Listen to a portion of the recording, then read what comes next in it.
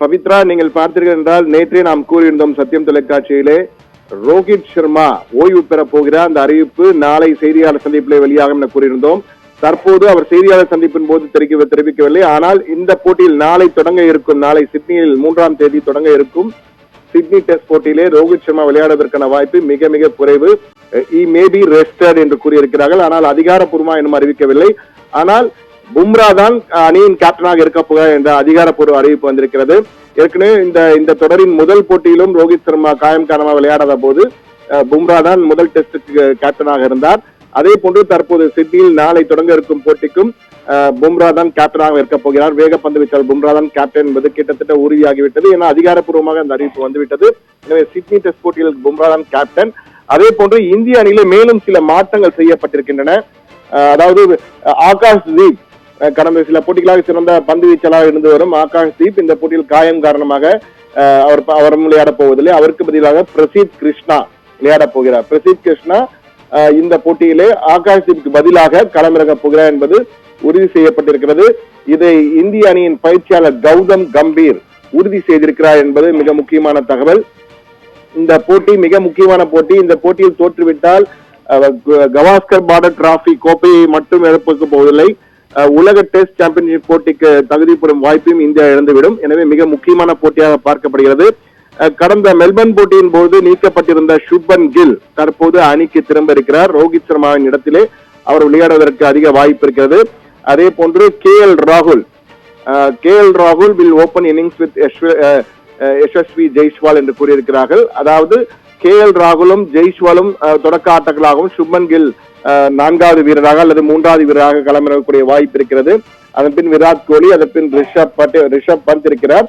அதே போன்று பிரசித் கிருஷ்ணா ஆகாஷ் தீப் பதிலாக அவர் விளையாடுவதற்கான வாய்ப்பு இருக்கு என்று அறிவிக்கப்பட்டிருக்கிறது. கௌதம் கம்பீர் இந்த தகவலை உறுதி செய்திருக்கிறார்.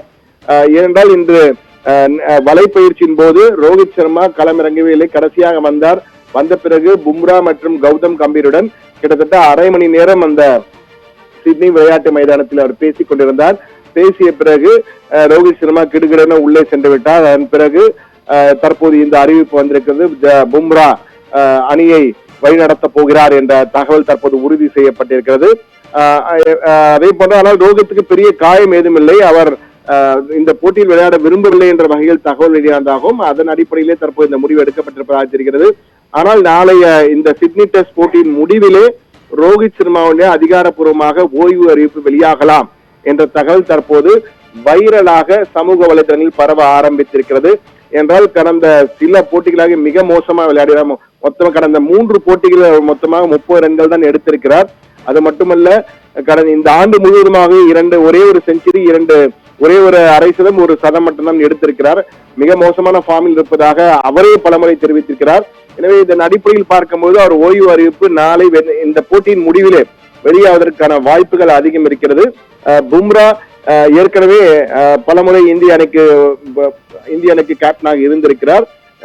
எனவே 2-2 என்ற வகையில் இந்த சிட்னி டெஸ்ட் போட்டியை வென்று டிரா செய்தால் நிச்சயமாக தொடர்ந்து கேப்டனாக பும்ரா இந்திய அணியின் டெஸ்ட் அணியின் கேப்டனாக இருப்பதற்கான வாய்ப்புகள் பிரகாசம் அடைந்திருக்கிறது என்றுதான் கூற வேண்டும்.